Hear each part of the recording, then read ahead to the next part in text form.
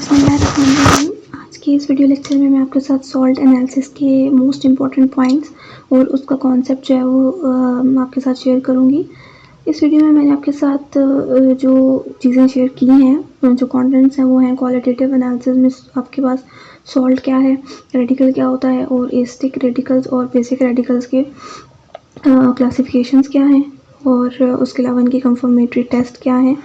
तो ज़्यादा जो फोकस है वो एसिड रेडिकल पे होगा क्योंकि इसके काफ़ी टेस्ट वगैरह जैसे फ्लेम टेस्ट है, फिल्टराइज टेस्ट और इस तरह के जो टेस्ट हैं वो पूछे जाते हैं या कंफर्मेटरी टेस्ट वगैरह पूछ ले जाते हैं। तो मेन फोकस ये होगा बेसिक रेडिकल्स की हम क्लासिफिकेशन देख लेंगे, उनके ग्रुप्स और उनके जो रिएजेंट्स होते हैं वो भी देख लेंगे। सो स्टार्ट करते हैं। सॉल्ट क्या होता है आपके पास, आपको पता है कि एसिड और बेस का जब रिएक्शन होता है तो आपके पास सॉल्ट बनता है और इस रिएक्शन को हम न्यूट्रलाइजेशन कहते हैं। अब ये सॉल्ट बनता है उसमें एक पार्ट जो है वो एसिड से आता है, दूसरा पार्ट जो है वो बेस से आता है। ठीक है, तो एक एसिडिक रेडिकल होता है आपके सॉल्ट के अंदर और दूसरा जो है वो बेसिक रेडिकल होता है। एग्जाम्पल अगर हम लें तो दैट इज सोडियम क्लोराइड सबसे ज़्यादा कॉमन एग्जाम्पल है। यहाँ पे जो सोडियम है आपके पास, ठीक है, ये ऑब्वियसली केटाइन है और मेटल है। यहाँ पे जो क्लोराइड है वो नॉन मेटल है और एनाइन है। तो जो एसिड रेडिकल होता है, अब रेडिकल क्या है, कोई भी एटम या group of atom that are positively और नेगेटिवली चार्ज। तो जो एसिड रेडिकल होता है ना आपके पास वो होता है नॉन मेटल और एनायनिक। ठीक है, तो इसमें जो Cl नेगेटिव है ये आपके पास एसिडिक रेडिकल है, जबकि जो बेसिक रेडिकल होता है वो आपके पास केटाइन होता है और बेसिक इन नेचर होता है।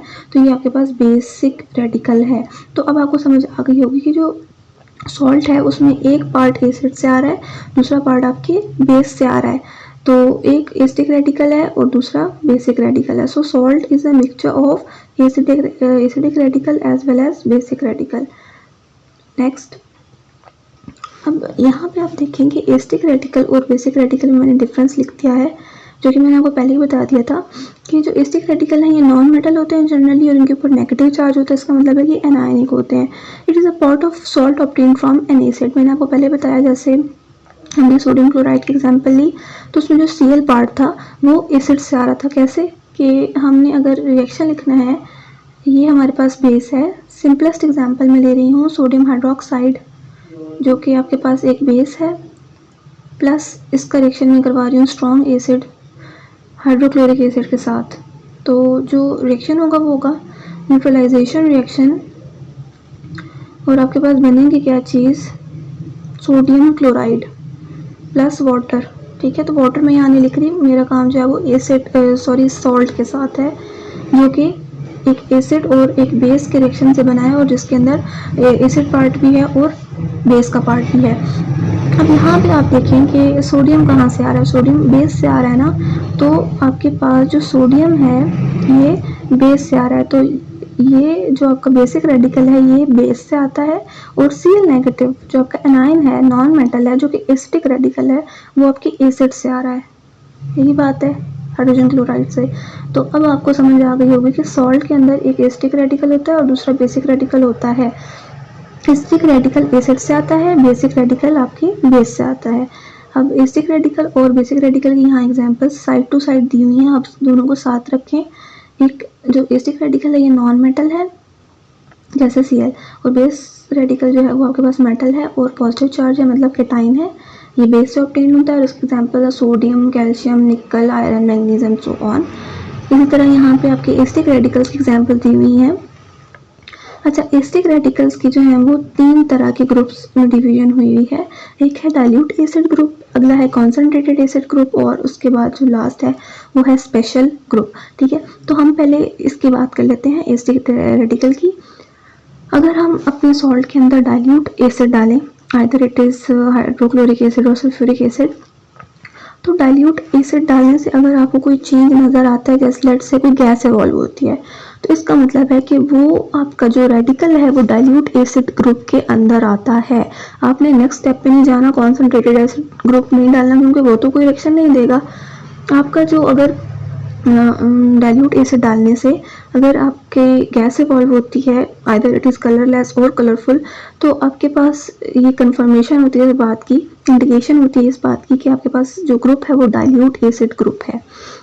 जो डाइल्यूट एसिड ग्रुप है उसमें कौन कौन से एसिटिक रेडिकल्स हैं, एक तो अपने सबसे पहले इंपॉर्टेंट है वो याद रखना है कार्बोनेट और उसके साथ ही उसका बाइकार्बोनेट।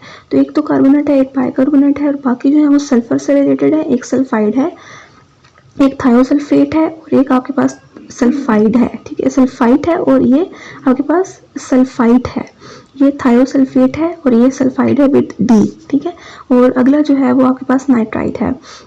तो ये सारे डाइल्यूट एसिड ग्रुप में आते हैं और ये कंफर्मेशन है, अगर गैस इवॉल्व होती है तो उसका मतलब है आपके पास डाइल्यूट एसिड ग्रुप होगा।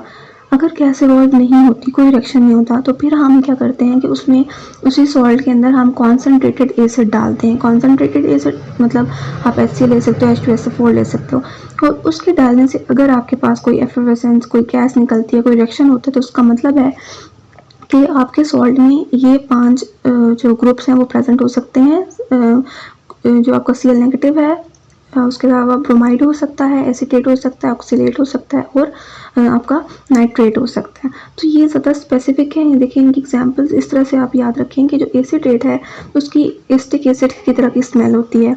उसके अलावा जो ऑक्सीलेट है इससे भी एक गैस इवॉल्व होती है। नाइट्रेट आपको पता है कि ये रिंग टेस्ट देता है और 2 हैलोजन हैं इसके साथ, तो ये याद रखने में आसानी होगी आपको। अब अगर ना तो डाइल्यूट एसिड के साथ रिएक्शन करने से कोई मतलब कोई गैस इवॉल्व हुई, ना ही कॉन्सनट्रेटेड एसिड डालने से कुछ चेंज आया, तो इसका मतलब है कि ये दोनों जो है वो ग्रुप प्रेजेंट नहीं है। अब आपने इस ग्रुप पे जाना है, दैट इज स्पेशल ग्रुप, और स्पेशल ग्रुप के अंदर 2 आपके पास एसिटिक रेडिकल्स होते हैं, एक होता है आपका सल्फेट और एक होता है आपका फॉस्फेट। तो ये हम स्पेशल ग्रुप भी डिटेल में देखेंगे, अभी सिर्फ मैं आपको इनके नाम बता रही हूँ कौन कौन से एसिटिक रेडिकल कौन कौन से ग्रुप में प्रेजेंट हैं। तो हमारे पास 3 ग्रुप हो गए एसिटिक रेडिकल की। एक सबसे पहला डाइल्यूट, डाइल्यूट से भी काम ना बने तो फिर कॉन्सनट्रेटेड, अगर कॉन्सनट्रेटेड भी रिएक्शन नहीं दे रहा तो फिर लास्ट में आपके पास सिर्फ और सिर्फ स्पेशल ग्रुप बचता है।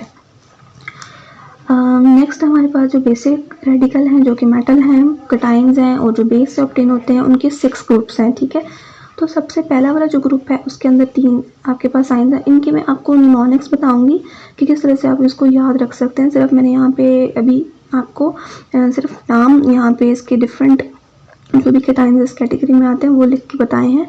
अगली स्लाइड में मैं आपके साथ इसके निमोनिक्स शेयर करूँगी कि इनको याद कैसे करना है बेसिक रेडिकल्स को। तो यहाँ पे देख लेंगे 6 ग्रुप्स हैं और 6 ग्रुप में ये सारे जो कैटाइंस हैं ये प्रेजेंट होते हैं। नेक्स्ट यहाँ पे आप इसको याद कैसे रख सकते हैं, थोड़ा सा फनी है लेकिन याद रखने में आसानी होगी। ग्रुप 1 को देखें तो इसका सबसे पहला आप सिल्वर जो है वो +1 में है और यहाँ पे ना मर्क्यूरस है आपके पास, मतलब Ag2 है। ठीक है, तो आप इसको हैंग ट्वाइस भी याद कर सकते हो। देखो कैसे, agent for Ag, hanged for Ag2 और पब्लिकली फॉर Pb+2। तो ये आप इस तरह से इसको याद कर सकते हो, एजेंट्स, हैंग्ड, पब्लिकली। इसका मतलब है सिल्वर इन +1, मर्क्यूरस इन +2 और लेड इन +2। ठीक हो गया।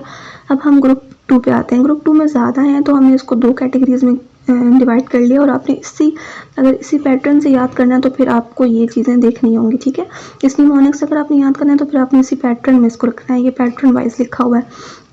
सबसे पहले है AS से आस्थमा, HG से हग्ड, SN से मैंने सना कर दिया और आफ्टर चेजिंग। तो आस्थमा, हग्ड, सना, आफ्टर चेजिंग बहुत फनी लग रहा है लेकिन इसको याद रखने में आसानी होगी। नेक्स्ट हम अपने सेकंड बैच की तरफ जाते हैं।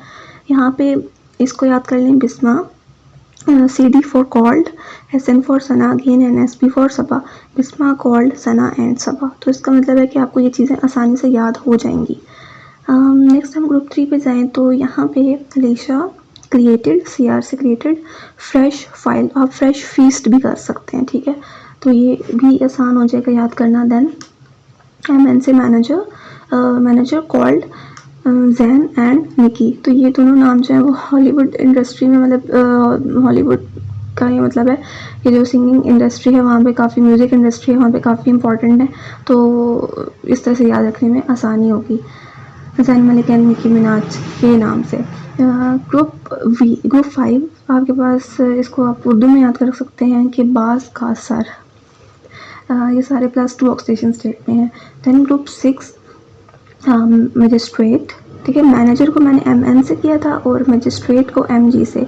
मजिस्ट्रेट कैथरीन आप एक नावल आया करता था FSC में, उसका मुझे एग्जैक्ट नाम नहीं याद, FSC में हम लोग पढ़ते थे, और उसकी जो मेन थी फीमेल लीड थी, उसका नाम था कैथरीन।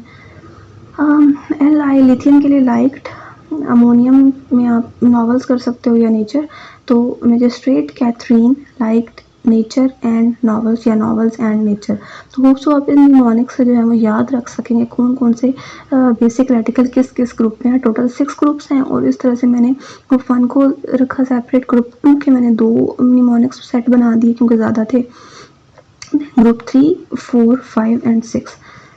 नेक्स्ट, अच्छा, अब डिफरेंट टाइप ऑफ टेस्ट आप परफॉर्म करते हैं। अगर आप सिर्फ सिंपल सॉल्ट ले रहे हैं, उसको कोई सोल्यूशन नहीं बना रहे, ड्राई सॉल्ट ले रहे हैं और उसके साथ डिफरेंट आप रिएक्शंस वगैरह कर रहे हैं कि हमें पता चले कौन सा रेडिकल प्रेजेंट है, तो उसको हम ड्राई टेस्ट कहते हैं, जिसमें हम कोई सोल्यूशन नहीं बनाते। और ड्राई टेस्ट में आपके पास सबसे पहले आप उसकी फिजिकल अपीयरेंस देखते हैं, आइदर इट इज़ एमरफस और क्रिस्टलाइन, ठीक है। उसके बाद आप उसका वेट देखते हैं कि वेट कम है या ज़्यादा है। उसके बाद उसका कलर देखते हैं, कलरफुल है या फिर वाइट कलर है, मतलब कलरलेस है या फिर कलरफुल है। उसके बाद उसकी ओडोर्स देखते हैं, जैसे आप एस्टिक एसिड में देखें तो एस्टिक एसिड लाइक स्मेल है, जैसे एस्टर्स की फ्रूटी स्मेल होती है, इस तरह से। उसके बाद गैस है, वो गैस कौन कौन सी किस कलर की निकल रही है, कलरलेस है, कलर फुल है, या फिर उसकी स्मेल कैसी है, रॉटन एग है, पंजेंट स्मेल है, इरिटेटिंग स्मेल है, क्या है। उसके बाद हीटिंग करने के बाद जो रेसिड्यू आपके पास आता है उसका कलर कैसा है, टेस्ट ट्यूब के अंदर जो रह जाता है, जैसे आप टेस्ट ट्यूब के अंदर ही लेके उसको हीट करते हो ना, तो उसको जो रेसिड्यू पीछे बचता है उसका कलर क्या है। फ्लेम टेस्ट आपने सुना होगा कि फ्लेम टेस्ट हम परफॉर्म करते हैं, बहुत फेमस है। फ्लेम टेस्ट में कौन सा हमारा रेडिकल क्या कलर दे रहा है। देन फिल्टर एश टेस्ट है, बोरेक्स स्पीड टेस्ट है और चारकोल कैविटी टेस्ट है। ये सारे टेस्ट जो है वो ड्राई में अप्लाई किए जाते हैं, ड्राई टेस्ट की फॉर्म में। फिल्टर एश टेस्ट में जो है वो सोल्यूशन बनाया जाता है, क्योंकि उसके अंदर हम लिटमस पेपर जो है वो अपना डिप करते हैं, कोई भी पेपर डिप करते हैं, उसको फिर ऐश कलेक्ट की जाती है, उसको बर्न करने के बाद उस ऐश कलर देखा जाता है। अच्छा, जो वेट टेस्ट है वो as the name indicate salt का ओरिजिनल सोल्यूशन बनाना है आपने, मतलब सॉल्ट को सॉल्वेंट में ऐड करना है, डिजोल्व करना है और उस ओरिजिनल सोल्यूशन से आपने काम करना है, उस सोल्यूशन से आपने डिफरेंट कन्फर्मेटरी टेस्ट वगैरह करने हैं, इसको हम कहते हैं वेट टेस्ट। अब जो कन्फर्मेटरी टेस्ट है वो लास्ट टेस्ट होता है इन ऑर्डर टू कन्फर्म। ये जो टेस्ट है ये इंडिकेट करते हैं कि ये चीज़ प्रेजेंट हो सकती है, इट में भी प्रेजेंट, लेकिन वो कंफर्म नहीं होता जब तक हम उसका कन्फर्मेटरी टेस्ट रेडिकल का नहीं कर लेते, आइदर इट इज़ एस्टिक और बेसिक रेडिकल। तो to confirm the presence of radical हम डिफरेंट टेस्ट करते हैं, जैसे हमारे पास अपने क्लोराइड के लिए होता है क्रोमाइल क्लोराइड टेस्ट, जैसे एल्यूमिनियम के होता है लेक टेस्ट। तो ये आपके साथ मैं डिस्कस करूँगी नेक्स्ट, लेकिन आपको ये 3 कैटेगरीज पता होनी चाहिए। नेक्स्ट यहाँ पे आप देखें कि मैंने किसी प्रैक्टिकल कॉपी से ही ऐड किए हैं कि आपको, अगर आपके पास प्रैक्टिकल कॉपीज़ हैं तो वेल एंड गुड, वहाँ से आपको जो चीज़ें याद करनी हो मैं बता देती हूँ। फिजिकल अपीयरेंस उसकी या तो वो अमरफस है वाइट, अगर अमरफस है उसका मतलब है कार्बोनेट या बाइकार्बोनेट प्रेजेंट होगा। और बेसिक रेडिकल की बात की जाए तो पोटेशियम, सोडियम, कैल्शियम और मैग्नीशियम होते हैं। अगर क्रिस्टलाइन वाइट कलर है, मतलब है कलरलेस ही, लेकिन तो हमारे पास ये सारे सिल्वर, एल्यूमिनियम +3, बेरियम, और ये सारे आपको याद रखने की ज़रूरत नहीं है। आपको पता होना चाहिए कि अगर अनपेड इलेक्ट्रॉन नहीं है तो जाहिर सी बात है इसकी ये कलर शो नहीं कर सकता। और कलर ज़्यादातर जो है वो आपके ट्रांजिशन एलिमेंट शो करते हैं, वो ट्रांजिशन एलिमेंट जिनमें आपके पास अनपेड इलेक्ट्रॉन होते हैं। जिनमें पेड इलेक्ट्रॉन होते हैं, जो इसका डी फील्ड होता है तो वो ऑब्वियसली, या एम्प्टी होता है या फील्ड होता है तो वो ऑब्वियसली कलर शो नहीं करेगा। So light salt, heavy salt इतना ज़्यादा इंपॉर्टेंट नहीं है। हैवी सॉल्ट याद रखें कि लेड, मर्करी वगैरह के जो सॉल्ट्स होते हैं, बेरियम के हैवी सॉल्ट्स होते हैं। रेडिकल और कलर हमारे पास जो है ना, मैंने आपको बताया था कि ट्रांजिशन मेटल जो होते हैं मोस्टली वो कलर शो करते हैं, तो हमें ये कलर ज़रूर पता होना चाहिए। क्रोमियम का कलर हम हमेशा से सुनते आ रहे हैं कि डार्क ग्रीन होता है। निकल का आपके पास ब्राइट ग्रीन कलर होता है। आयरन +2 में हो या कॉपर +2 में तो ये लाइट ग्रीन कलर देता है। कॉपर +2 ज़्यादातर जो है वो आपके पास ब्लू कलर भी देता है। तो यहाँ पे आप इसको ही करें, ठीक है, लाइट ग्रीन इसको छोड़ दें। कोबाल्ट जो है वो रेडिश पिंक कलर देगा, मैंगनीज बहुत लाइट पिंक कलर देता है, Fe+3 येलो है और कॉपर+2 जो है वो ब्लू कलर देता है। इसके अलावा जो ये आपके सल्फाइड्स हैं, कैडमियम सल्फाइड है, टिन सल्फाइड है, इस तरह आर्सेनिक सल्फाइड है, तो ये इनका जो कलर होता है वो येलो कलर होता है। लेड सल्फाइड तो होता ही ब्लैक है। इस तरह बिस्मथ, कॉपर, मरकरी, कोबाल्ट और निकल के सल्फाइड ज़्यादातर जो हैं वो ब्लैक होते हैं। तो सबसे ज़्यादा इंपॉर्टेंट इसमें लेड का है, ठीक है, लेड का पता होना चाहिए। और इसमें सबसे ज़्यादा इंपॉर्टेंट आपका कैडमियम सल्फाइड है और आर्सेनिक सल्फाइड, ठीक है, इनके कलर आपको पता होने चाहिए। नेक्स्ट बाकी जितने भी आपके पास रह जाते हैं सारे वाइट हैं या कलरलेस हैं। और सॉल्ट से कैसे स्मेल आ रही है, तो ये स्टिक रेटिकल में ना बहुत इंपॉर्टेंट चीज़ है। एक तो गैस कौन सी इवॉल्व हो रही है, उस गैस का कलर कैसा है, उस गैस की स्मेल कैसी है, और दूसरी बात जो इम्पोर्टेंट होती है वो होता है उसकी यही ओडोर, मतलब उसकी स्मेल कैसी है, ठीक है। तो ये दो चीज़ें बहुत ज़्यादा इंपॉर्टेंट हैं आपके पास। अगर मिनरल लाइक स्मेल आएगी तो ऑब्वियसली उसके अंदर एसिडेट रेटिकल है। अगर रॉटन एग जो है वो कैरेक्टरिस्टिक स्मेल है सल्फाइड की, ठीक है, सल्फर की।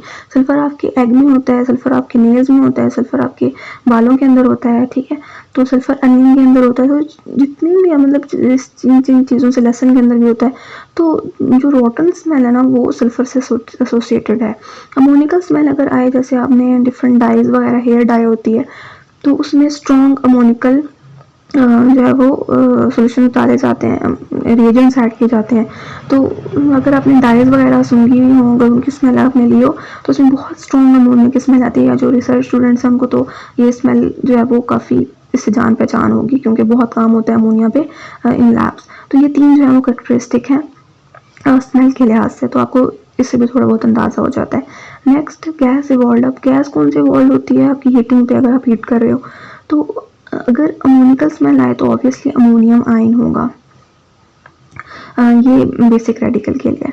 अगर हम एसिडिक रेडिकल की बात करें तो अगर बुरी जो नागवार सी स्मेल होती है वो होती है आपकी एक तो या ये थायोसल्फेट हो सकता है या आपका ये सल्फाइट टी वाला जो है ना सल्फाइट हो सकता है। रेडिश ब्राउन अगर गैस इवॉल्व हो रही है तो उसमें आपके पास नाइट्राइड या फिर नाइट्रेट हो सकता है, NO3 नेगेटिव या फिर NO2 नेगेटिव। और अगर वो रेडिश ब्राउन गैस FeSO4 के एडिशन पे रिंग दे रही है तो फिर इसका मतलब है ये इसकी कंफर्मेशन है कि हाँ ठीक है ये रिंग टेस्ट दे रही है। तो आपके पास या तो नाइट्राइड हो सकता है या नाइट्रेट हो सकता है। लेकिन अगर आयरन सल्फेट सोल्यूशन डालने पे कोई चेंज नहीं आता, कोई इफेक्ट नहीं होता, तो वो गैस कौन सी होगी आपके पास, ब्रोमीन। और रेडिकल कौन सा होगा, ब्रोमाइड रेडिकल प्रेजेंट होगा। आपको पता है कि जो ब्राउन रिंग टेस्ट है वो सिर्फ और सिर्फ नाइट्रेट्स या नाइट्राइड्स देते हैं, एंड ये ब्रोमीन नहीं दे सकता। हालांकि ब्रोमीन जो ब्रोमाइड स्टिक रेडिकल है ये भी, इसकी जो गैस निकलेगी वो भी रेडिश ब्राउन कलर की होगी, like that of nitrate and nitride. अगर वायलेट फ्यूम्स निकलें तो वायलेट फ्यूम्स बहुत इंपॉर्टेंट है, कैरेक्टरिस्टिक है आयोडाइड के लिए, ठीक है, जो कि स्टार सोल्यूशन को ब्लैक कर देते हैं। तो ये सारी ये बहुत इंपॉर्टेंट है आपके पास, ये आपको सारा पता होना चाहिए। यहीं से आपको जो ये प्रीलिमिनरी एग्जामिनेशन है जिसको आपको सॉल्ट को देखते हुए या उसकी स्मेल देख के या उसकी गैस देख के आपको अंदाज़ा हो जाता है। Next flame test. अब फ्लेम टेस्ट जो है वो आपको पता है कि इसके लिए थोड़ा सा बिल्कुल ड्रॉप्स में आपने HCl डालना है ताकि ये एक तरह का पेस्ट बन जाए आपके सॉल्ट का। पेस्ट बना के आपने प्लैटिनम वायर के ऊपर इसको डाल देना है, ठीक है। अब उसको आपने फ्लेम में सर्च करना है, ऑक्सीडाइजिंग फ्लेम में भी कर सकते हैं एंड रिड्यूसिंग फ्लेम में भी कर सकते हैं। तो ऑक्सीडाइजिंग फ्लेम में अगर हम करेंगे तो यहाँ पे आपको डिफरेंट दिए गए हैं और ये इम्पॉर्टेंट भी है, आपको आने चाहिए।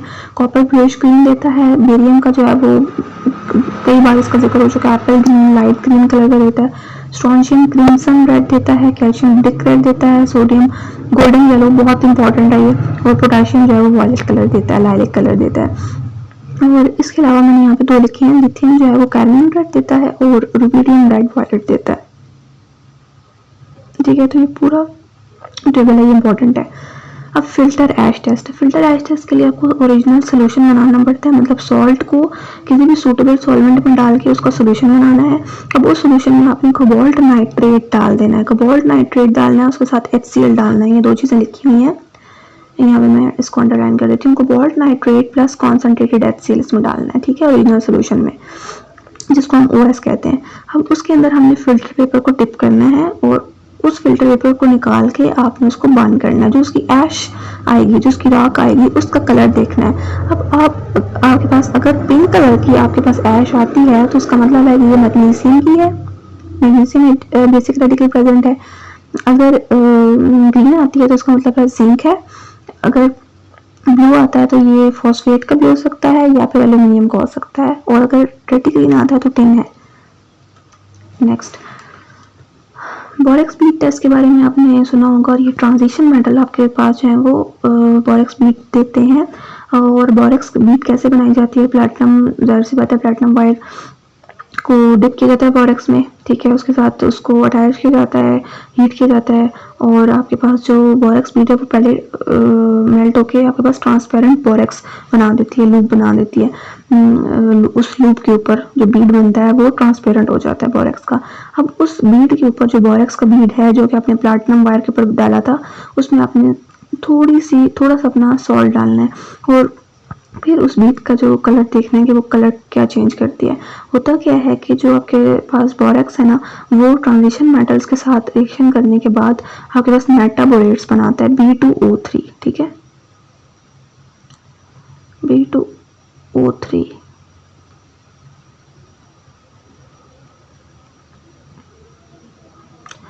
और ये मेटाबोरेट्स बनाता है। मेटाबोरेट्स जो है वो कलर्ड होते हैं।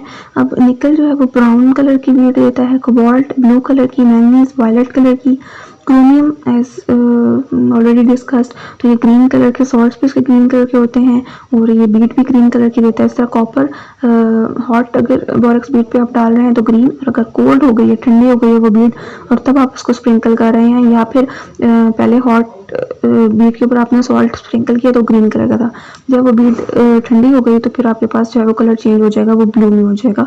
सो for copper it is green in hot and blue in cold।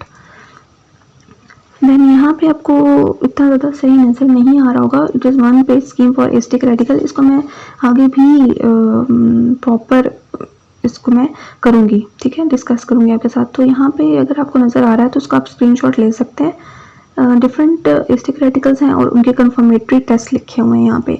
Same नीचे यहाँ पे कंसनट्रेटेड एसिड है, और वही बात है कि सबसे पहले आपने डाइल्यूट एसिड में सॉल्ट लेना है प्लस डाइल्यूट एसिड लेना है, तो आपके पास रिएक्शन होगा, कोई गैस निकलेगी। अगर ये नहीं होता तो फिर आपने नेक्स्ट पे जाना है, उस सॉल्ट में आपने कॉन्सेंट्रेटेड एसिड लेना है और फिर आपने उस गैस को देखना है। अगर फिर भी गैस नहीं निकल रही तो इसका मतलब है कि आपके पास स्पेशल ग्रुप है, और स्पेशल ग्रुप के लिए अलग टेस्ट होते हैं, जिसमें सबसे पहले आप बेरियम क्लोराइड लेते हो, जिसको हम डिटेल में डिस्कस करेंगे। अभी हम यहाँ पे जाते हैं ताकि हमें यहाँ पे क्लियर समझ आए इस चीज़ की। डाइल्यूट एसिड ग्रुप में आपके पास, मैंने आपको पहले बताया था, बहुत आसान है, यहीं पे अगर आप याद करना चाहें तो आपको याद हो सकता है। सबसे पहले आपने याद करना है कार्बोनेट, कार्बोनेट के साथ आपके पास बाइकार्बोनेट भी है, ठीक है, ये बहुत इंपॉर्टेंट है। ये तो हो गए। उसके बाद आपके पास सल्फर के 3 कंपाउंड है, एक सल्फाइड है, एक आपके पास सल्फाइट है, और एक आपके पास थायोसल्फेट है, ठीक है। और जो लास्ट बच जाता है वो आपके पास एक बचता है, that is nitride with D, ठीक है। जैसे सल्फाइड है ना, वैसे यहाँ पे नाइट्राइड है विद डी। तो यहाँ पे ये आपके पास जो 6 ग्रुप हैं ये आपको याद होने चाहिए। सबसे पहले क्या करना है, सॉल्ट प्लस डाइल्यूट एसिड। तो यहाँ पे अगर कलर्ड गैस निकलती है तो कलर गैस कौन सी, ब्राउन गैस ना, ब्राउन गैस निकल रही है, और उसमें अगर आप फेरस सल्फेट सोल्यूशन डालते हो, उस सोल्यूशन के अंदर ना फेरस सल्फेट सोल्यूशन डालते हैं, सल्फ्यूरिक एसिड तो आपने पहले ही डाला हुआ है, तो उस फेरस सल्फेट सोल्यूशन से आपके पास जो, या फिर सोल्यूशन डालें तो रिंग बन जाएगी, ये भी हो सकता है, या फिर आप फेरस सल्फेट का पेपर डिप करें इसके अंदर। तो पेपर डिप करने से आपके पास क्या हो जाएगा, पेपर ब्लैक हो जाएगा। तो ये कन्फर्मेशन है आपके पास नाइट्राइड की, ठीक है। इसका मतलब है कि यहाँ पे आपके पास नाइट्राइड प्रेजेंट है। अब यहाँ पे देखिए बी आर नेगेटिव नहीं है ना, तो वो तो अलग ग्रुप में, अगर यहाँ पे बी आर नेगेटिव होता, ठीक है, ब्रोमाइड आयन होता, तो जो FeSO4 पेपर आप डालते हैं तो उसके ऊपर कोई रिएक्शन होता है, उसका मतलब है आपको समझ आ जाती है कि ब्राउन गैस है और FeSO4 के साथ कोई कलर नहीं दे रही, तो इसका मतलब है कि ये ब्रोमाइड आयन है, ब्रोमाइड एसिटिक रेडिकल है और ये कॉन्सेंट्रेटेड एसिड ग्रुप में प्रेजेंट है। लेकिन यहाँ पे क्या हुआ कि ब्राउन गैस ने FeSO4 के साथ रिएक्शन किया और उसको ब्लैक कर दिया, so it is a conformation for nitride NO2 negative. अब अगर कलरलेस गैस निकलती है तो उसमें क्या होता है, कलरलेस गैस जो है वो बाकी जो एसिटिक रेडिकल है उनको इंडिकेट करती है अदर देन नाइट्राइड। तो यहाँ पे कलरलेस गैस में भी दो कैटेगरीज बनी हुई हैं। अगर उसके बाद हमने डोर देखनी है, उसकी स्मेल कैसी है। अगर रोटन एक्स स्मेल है जिसका मैं पहले ही जिक्र कर चुकी, तो इसका मतलब है कि जो है वो कोई सल्फर कंटेनिंग कंपाउंड है, सही है। अब रोटन एक्स स्मेल अगर आ रही है आपको खराब अंडों जैसी, खराब किसी चीज़ जैसी, तो उसमें आपने लेड एसीटेट पेपर डाल देना है। लेड एसीटेट पेपर जो है वो ब्लैक हो जाएगा क्योंकि लेड सल्फाइड बनेगा, और आपको पता है लेड सल्फाइड ब्लैक होता है, ठीक है ना। लेड सल्फाइड बनता है जिसकी वजह से, जो कि इंडिकेट कर रहा है कि आपका सल्फाइड प्रेजेंट है। ये भी डन हो गया। नेक्स्ट, अब अगर सल्फर की जैसे सल्फर बर्निंग स्मेल आ रही है तो और ये भी है कि लेड एसीटेट पेपर डालने से वो ब्लैक नहीं हो रहा, तो उसका मतलब है आपने कुछ और करना है, आपने पोटेशियम डाइक्रोमेट पेपर डालना है जो कि ऐसे रेडिश ऑरेंज कलर का है। पोटेशियम डाइक्रोमेट के डालने पे अगर वो पेपर ग्रीन हो जाता है तो दो पॉसिबिलिटीज़ हैं, मतलब कि यहाँ पे थायोसल्फेट भी हो सकता है और यहाँ पे सल्फाइट भी प्रेजेंट हो सकता है। अब आपने टेस्ट ट्यूब को देखना है, टेस्ट ट्यूब के अंदर आपका अगर येलो सा मैस बन रहा है तो इसका मतलब है कि आपका थायोसल्फेट प्रेजेंट है, और अगर येलो मैस नहीं है, कलरलेस ट्यूब है आपकी, तो इसका मतलब है मतलब सॉल्ट और सल्फ्यूरिक एसिड डालने के बाद। तो यहाँ पे अगर कलरलेस है तो इसका मतलब है कि ये सल्फाइड है। अगर सबसे पहले आपने क्या करना है, अगर आपको स्मेल आ रही है, रोटन स्मेल आ रही है, आपने लेड एसीटेट पेपर डालना है। अगर वो ब्लैक हो जाए तो उसका मतलब है लेड सल्फाइड है, मतलब सल्फाइड प्रेजेंट है। अगर पेपर ब्लैक नहीं तो फिर आपने पोटेशियम डाइक्रोमेट का पेपर लेना है। अगर वो ग्रीन हो जाता है तो इसकी मतलब है कि आपके पास दो पॉसिबिलिटीज हैं, या तो आपके पास थायोसल्फेट है या आपके पास सल्फाइड है।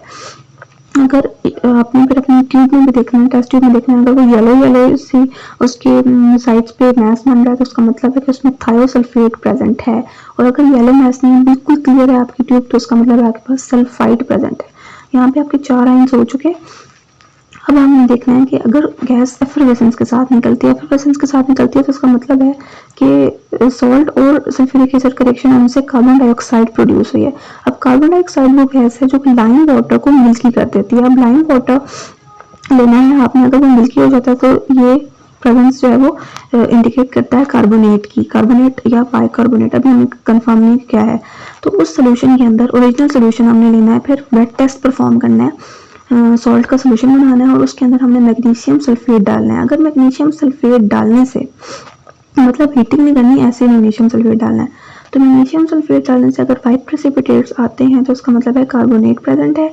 और अगर वाइट प्रेसिपिटेट्स तभी आए जब हीटिंग करें, मतलब अगर आपके पास लेट से मैग्नीशियम सल्फेट उस ओरिजिनल सोल्यूशन में डालने से प्रेसिपिटेट नहीं आए कोल्ड स्टेट में, तो आपने उसको टेस्ट ट्यूब पर हीट किया, अगर हीटिंग से आ गए हैं तो इसका मतलब है कि आपके पास बाइकार्बोनेट प्रेजेंट है, कार्बोनेट एब्सेंट है। होप सो आपको ये सारे आयन्स जो सारे रेडिकल्स जो हैं समझ आ गए होंगे, starting from nitride, then sulphide, then thiosulphate, then sulphide, carbonate and bicarbonate. अच्छा जी, यहाँ पे इनके कंफर्मेटरी टेस्ट भी गिवन है, ये आप एक एक टेस्ट देख सकते हैं। इसका कार्बोनेट का टेस्ट देख सकते हैं, लेड एसीटेट के साथ ये वाइट प्रेसिपिटेट देता है। इसी तरह आप बाइकार्बोनेट का देख सकते हैं, फिर मैग्नीशियम सल्फेट के साथ अभी हमने देखा कि हीटिंग पे देता है। तो ये आप यहाँ पे ये भी लिख सकते हैं कि मैग्नीशियम सल्फेट के साथ जो है वो कार्बोनेट कोल्ड पे देता है, तो ये भी उसका कंफर्मेटरी टेस्ट ही एक तरह से। अगर आप इसमें सिर्फ अब हम क्या ले रहे हैं, सल्फाइट ले रहे हैं, तो सल्फाइट में आप लेड एसीटेट सोल्यूशन डालें तो वो वाइट प्रेसिपिटेट देगा, ठीक है। सल्फाइड नहीं है, सल्फाइट है। अब थायोसल्फेट है तो थायोसल्फेट में आप कोई भी ले सकते हैं, यहाँ पे आयरन क्लोराइड का लिखा हुआ है, तो इतना ज़्यादा मतलब उस हिसाब से इतना ज़्यादा इंपॉर्टेंट नहीं है। सल्फाइड का वो पता है कि ये लेड एसीटेट के साथ ब्लैक प्रेसिपिटेट देता है, मैं पहले भी आपके साथ ये डिस्कस कर चुकी हूँ। यहाँ पे इसका एक और टेस्ट लिखा हुआ है, original solution plus cadmium chloride. Cadmium chloride के साथ मिलकर ये कैडमियम सल्फेट देता है। अब आपको पीछे देखा होगा कैडमियम सल्फाइड, देता है। तो पीछे मैंने आपको बताया था कि कुछ आपको याद रखना इंपॉर्टेंट है, तो आपको याद होगा कैडमियम सल्फाइड जो है वो येलो कलर का होता है। अच्छा, अब उसके बाद हमें नाइट्राइड को देखना है। तो नाइट्राइड में हम यही FeSO4 वाला सबसे इंपॉर्टेंट है, ये देखें। ओरिजिनल सोल्यूशन में FeSO4 डालें, सल्फ्यूरिक एसिड डालें तो आपके पास जो सोल्यूशन है वो ब्लैक बन जाएगा। सो it is the confirmation for nitride. यहाँ पे FeSO4 सोल्यूशन ले लें, यहाँ पे FeSO4 का पेपर लें तो वो ब्लैक हो जाएगा। ब्लैक हो जाए तो it is the confirmation of nitride acid radical. यहाँ मैंने आपको एज एन एग्जाम्पल एक कार्बोनेट जो स्टिक रेडिकल है इसकी पूरी ऑब्जर्वेशन और इन्फ्लुएंस शो की है। सबसे पहले आप क्या करते हैं, प्रीलिमिनरी एग्जामिनेशन तो करनी होती है ना, कलर और उसकी फिजिकल स्टेट, उसकी ओडोर वगैरह। अब यहाँ पे हमें करना है, सबसे पहले डाइल्यूट सल्फ्यूरिक एसिड डालना है। तो अगर कोई गैस इवॉल्व हुई है एफरवेसेंस के साथ हुई है तो वो कार्बन डाइऑक्साइड होगी। कार्बन डाइऑक्साइड होगी तो उसका मतलब है यहाँ पे डाइल्यूट एसिड प्रेजेंट है।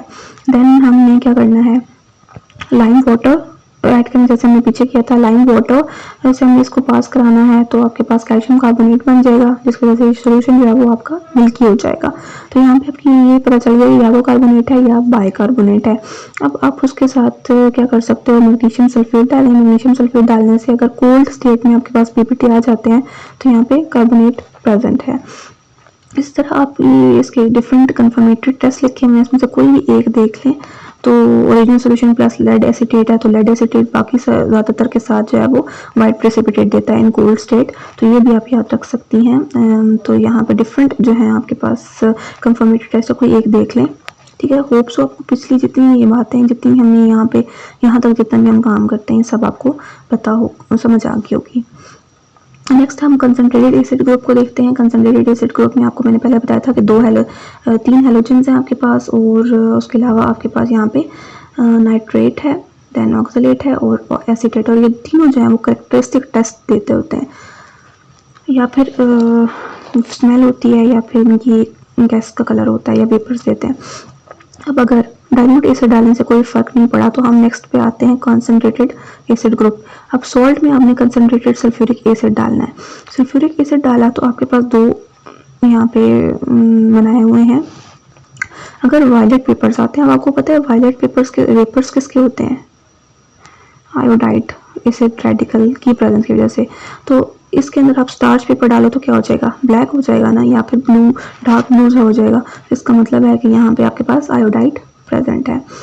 अब अगर आपके पास रेडिश ब्राउन है तो रेडिश ब्राउन किसकी प्रेजेंस होती है आपके पास, Br नेगेटिव की या फिर NO3 ना।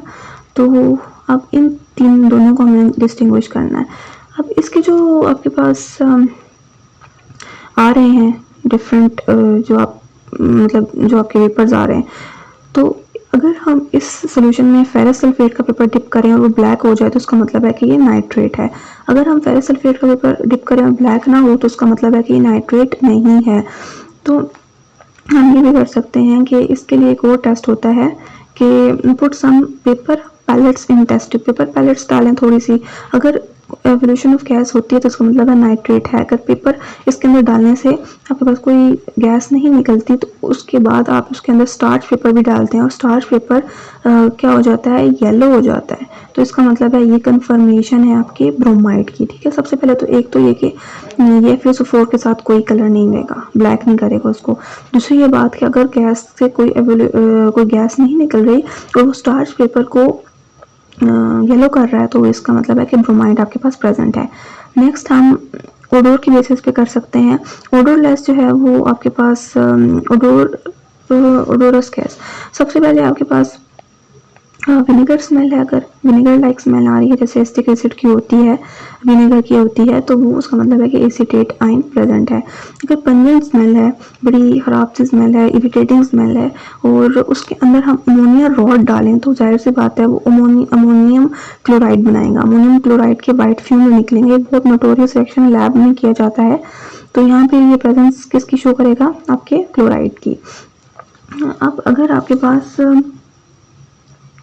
कोई गैस है जो कि एफरवेसेंस से निकल रही है तो वो ऑब्वियसली यहाँ पे क्या होगा कि उसके अंदर अगर आप लाइम वाटर डालते हैं वो मिल्की हो जाती है। तो इसका मतलब है कि उसके अंदर आपके पास क्या है, कार्बन डाइऑक्साइड प्रेजेंट है, ये बात है। और उसके पास, उसी टेस्ट ट्यूब के पास अगर आप कोई बर्निंग मैच स्टिक लेके जाते हैं तो वो ब्लू फ्लेम के साथ बर्न करती है।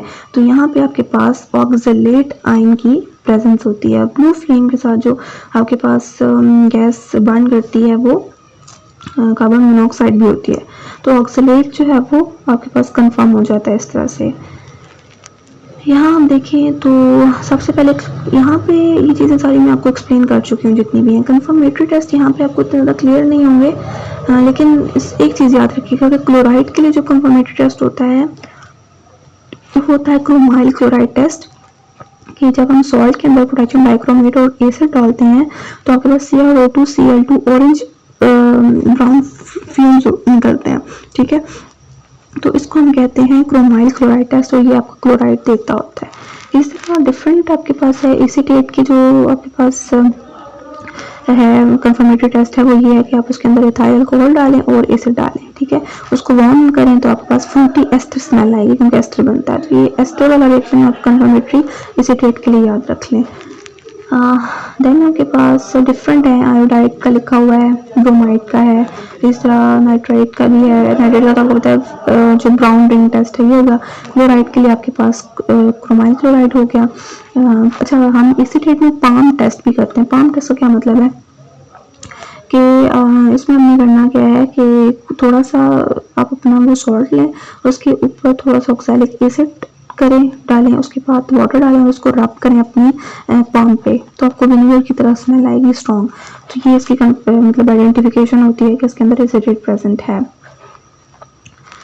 अच्छा, नेक्स्ट, अगर कॉन्सेंट्रेटेड एसिड ग्रुप भी प्रेजेंट नहीं है तो आपके पास स्पेशल ग्रुप प्रेजेंट होगा, और आपने क्या करना है, ओरिजिनल सोल्यूशन के अंदर बेरियम क्लोराइड डालना है।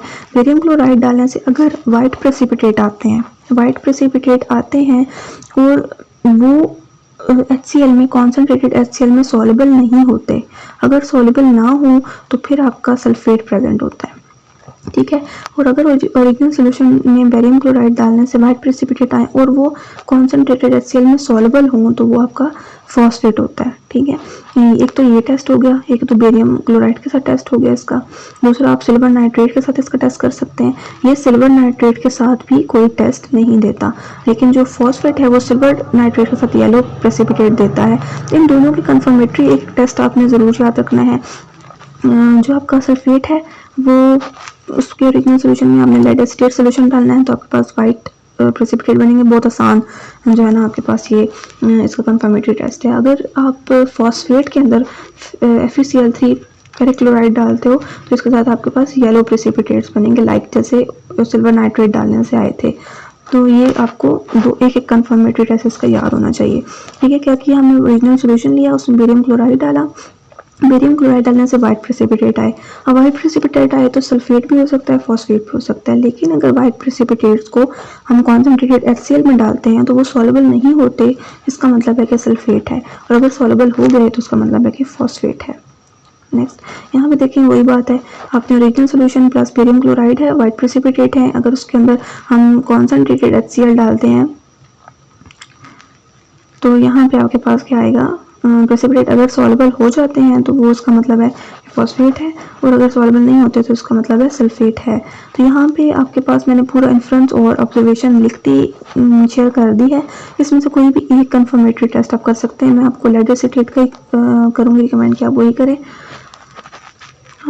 इसी तरह फॉस्फेट में आप जो है वो फेरिक क्लोराइड वाला कर लें जिसमें येलो प्रेसिपिटेट्स बनते हैं आपके पास, या फिर सिल्वर नाइट्रेट भी कर सकते हैं, क्योंकि इसमें सल्फेट में जो है वो सिल्वर नाइट्रेट के साथ कोई प्रेसिपिटेट्स नहीं बनते, जबकि फॉस्फेट में सिल्वर नाइट्रेट के साथ येलो प्रेसिपिटेट्स बनते हैं। सिल्वर नाइट्रेट के साथ भी येलो बनते हैं और फेरिक क्लोराइड के साथ भी येलो बनते हैं। तो ये दो जो है वो स्पेशल ग्रुप आपने याद रखने हैं, रेडिकल्स। अब हम आ जाते हैं बेसिक रेडिकल्स पे। तो बेसिक रेडिकल्स जो मैंने आपको पहले निमोनिक्स बताए थे, एक तो आपको याद होने चाहिए कि 6 ग्रुप्स हैं, और उन 6 ग्रुप में मैंने ग्रुप 1 में कौन कौन से हैं, ग्रुप 2 में कौन से हैं, ग्रुप 3 में, ये आपको याद होना चाहिए। नेक्स्ट आपको क्या बताना चाहिए कि इनके रिएजेंट्स कौन कौन से, मतलब कौन सा आपने केमिकल इसके अंदर डालना है जिसके साथ ये रिएक्शन करेगा और आपको ये बता देगा कौन कौन से इसमें कलर चेंजेस आ रहे हैं, कौन कौन से प्रेसिपिटेट से क्या इफेक्ट आ रहा है। तो यहाँ पे जो ग्रुप 1A है इसको आपने याद रखने हैं सारों के, ओरिजिनल सोल्यूशन जाहिर सी बात है ये वेट टेस्ट है, तो इसमें हमने डाइल्यूट ग्रुप 1 के आइडेंटिफिकेशन के लिए हमने डाइल्यूट HCl डालना है, वाइट प्रेसिपिटेट आएंगे और सोडियम हाइड्रोक्साइड भी एक्सेस में डालना है। तो आपके पास ये 3 आयन जो है वो कंफर्म हो जाएंगे। वाइट प्रेसिपिटेट जब हमने ओरिजिनल सोल्यूशन डाला उसके अंदर डाइल्यूट HCl डाला तो हमारे पास वाइट प्रेसिपिटेट आए। अब वाइट प्रेसिपिटेट आए हैं, हमने फिर उसके ऊपर अमोनियम हाइड्रोक्साइड डाला है, तो सिल्वर में वाइट प्रेसिपिटेट डिजॉल्व हो जाते हैं, मर्क्यूरस में हमारे पास जो है वो वाइट प्रेसिपिटेट है वो ब्लैक हो जाते हैं, और रेड के जो वाइट प्रेसिपिटेट है वो अनडिजॉल्व रहते हैं। इस तरह यहाँ पे इनकी कंफर्मेटरी टेस्ट है, लेकिन कुछ ज़्यादा ज़रूरत नहीं है आपको देखने की, ये at the time of interview important होते हैं। इस तरह जो बेसिक ग्रुप 2 है, ग्रुप 2 के रिएजेंट्स आपको याद होने चाहिए, original solution, dilute HCl plus H2S gas. इसमें आप फर्स्ट वाले में हमने सिर्फ HCl डाला था और उसके ऊपर फिर हमने अमोनियम हाइड्रोक्साइड डाला था कि एक डिफरेंट इनको कंफर्म करने के लिए। लेकिन सेकंड ग्रुप में हमने HCl के साथ हाइड्रोजन सल्फाइड गैस भी डालनी है, तो प्रेसिपिटेट बनेंगे और उसमें हम जो है वो अमोनियम सल्फाइड डाल सकते हैं, तो प्रेसिपिटेट इंसॉल्युबल होंगे और डिफरेंट आप देखें जैसे बिस्मथ है, लेड है, कैडमियम है। अच्छा, लेड इसमें नहीं आना चाहिए, लेड ग्रुप 1 में होना चाहिए, यहाँ भी उन्होंने दिया हुआ है।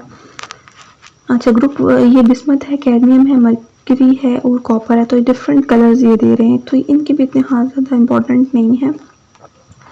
ग्रुप 3 के रिएजेंट आपको पता होना चाहिए। अब ग्रुप 2 से जो सोल्यूशन आया उसका कोई अगर प्रेसिपिटेट का कलर चेंज नहीं हुआ तो आपने उसमें नाइट्रिक एसिड डालना है और साथ में अमोनियम क्लोराइड डालना है, उसको बॉयल करना है और फिर अमोनियम हाइड्रोक्साइड डालना है।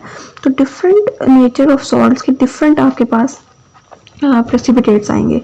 लाइट ग्रीन है तो उसके प्रेसिपिटेट रेडिश ब्राउन, येलो है तो रेडिश ब्राउन, वाइट है तो वाइट, डर्टी ग्रीन है, डार्क ग्रीन है तो डर्टी ग्रीन। और यहाँ पे डिफरेंट इसके कंफर्मेटरी टेस्ट हैं, लेकिन इनको इतना ज़्यादा याद रखने की ज़रूरत नहीं होती। इस तरह अब आपके पास ग्रुप 2 भी है तो उसके लिए original solution plus dilute HCl plus H2S gas, और आपके ग्रुप 2 के लिए जैसे था वैसे ग्रुप 2B के लिए भी है। फ़र्क इतना है कि आपके जो ग्रुप 2 था उसमें अमोनियम सल्फाइड डालने पे ये डिज़ोल्व नहीं हुए थे, जबकि यहाँ पे डालने से आपके डिज़ोल्व हो जाते हैं प्रेसिपिटेट्स। नेक्स्ट ग्रुप 5 आपका है, तो ग्रुप 5 में आपने क्या करना है, ग्रुप 4 का सोल्यूशन लेना है, क्योंकि फर्दर उसके अगर कोई आपके प्रेसिपिटेट्स वगैरह नहीं आए, कलर चेंज नहीं हुआ, तो उसमें आपने फिर अमोनियम कार्बोनेट डालना है, उसको हीट करना है, आपके पास प्रेसिपिटेट्स आ जाएंगे। तो डिफरेंट यहाँ पे देखें तो दिए हुए हैं। इस तरह ग्रुप 6 में आ जाए तो अगर सारे ही एब्सेंट हों तो फिर ग्रुप 6 प्रेजेंट होगा। ग्रुप 6 के अब डिफरेंट जो है वो इसके अलग अलग टेस्ट होते हैं, ठीक है। ये जैसे अब मैग्नीशियम है तो उसमें आपने ये रिएजेंट डाला है तो वाइट प्रेसिपिटेट आए। इसी तरह अगर पोटेशियम है तो उसके अंदर आप सोडियम हाइड्रोक्साइड डाल रहे हैं प्लस सोडियम कोबाल्ट नाइट्राइड डाल रहे हैं, और अगर सोडियम की कंफर्मेशन है तो उसके लिए पोटेशियम हाइड्रोक्साइड डाल रहे हैं, और अमोनियम है तो साथ में सोडियम हाइड्रोक्साइड, और इस तरह से।